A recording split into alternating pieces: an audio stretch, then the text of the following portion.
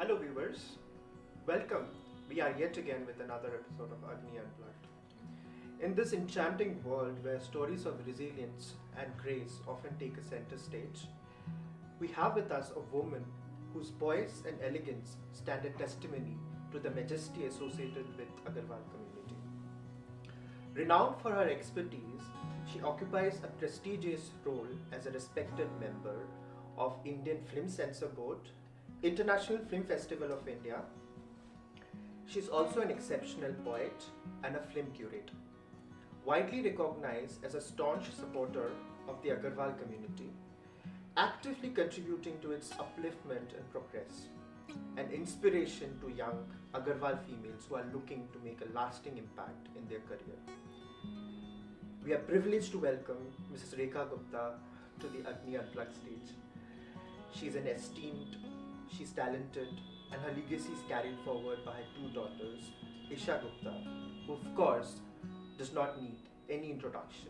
She's a winner of Miss India International, and also Neha Gupta, who's a leading designer.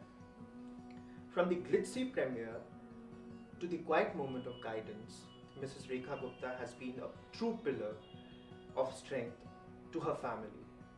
Not to forget, she's also a devoted mother, a loving wife, and a mentor to her daughters.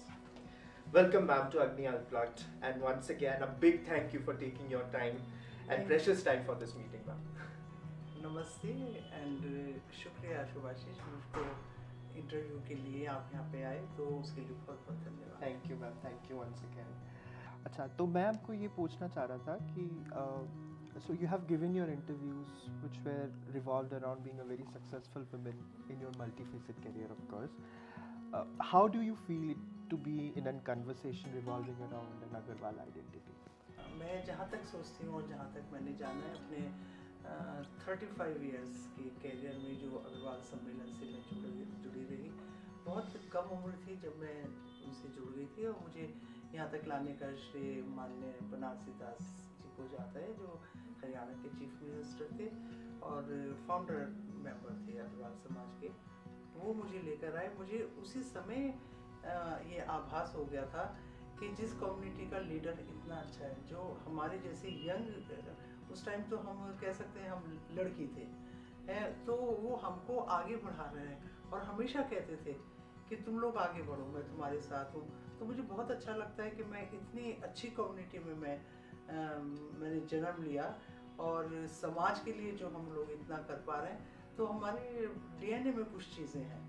तो मैं बताना चाहूँगी कि हम पहले क्षत्रियों में हमारी गणना हुआ करती थी, लेकिन जो महाराजा अग्रसेन थे उन्होंने जब अश्वमेध यज्ञ किया तो यज्ञ के समय पे तब ये एक चला हुआ था कि जिस आप अश्व के घोड़े के ऊपर आप बैठ के अश्वमेध युद्ध करेंगे, उसकी बलि दे दी जाती थी। लेकिन जब वो घोड़ा हवन कुंड के पास खड़ा हुआ था तो महाराजा अग्रसेन ने देखा कि उसकी आंखों में आंसू हैं, तो उन्होंने उसी टाइम ये डिसाइड कर लिया कि मेरे राज्य में कोई भी पशु बलि नहीं दी जाएगी। और उस दिन से तो वहाँ पे जो पंडित आए हुए थे उन्होंने कहा कि अगर पशु बलि नहीं देंगे तो आप तो क्षत्रिय नहीं रहेंगे, आप तो इस तरीके के काम तो क्षत्रियों को करना चाहिए, तो आप वैश्य हो जाएंगे। तो उन्होंने कहा कि ठीक है, मेरे राज्य में कोई मांसाहार नहीं करेगा, कोई पशु बलि नहीं दी जाएगी, और आज से अगर यही शर्त है क्षत्रिय रहने की, पशु बलि, तो उन्होंने वो छोड़ दिया। और तब से वाणिज्य में हम लोग लगे, वाणिज्य से वाणिक हुए, वाणिक से बनिया हो गया और फिर उनमें अग्रवाल से रहते हैं। तो ये बहुत अच्छी बात है कि मेरा ये मानना है कि अग्रवाल की सबसे बड़ी खूबी ये है उनका ये सोच कि जिसको हम जन्म नहीं दे सकते हैं उसको मारने का भी अधिकार नहीं है। तो मैं बहुत खुशकिस्मत हूँ कि मैं आज इस कम्युनिटी में हूँ और आप मुझे इंटरव्यू कर रहे हैं। Wonderful ma'am, wonderful.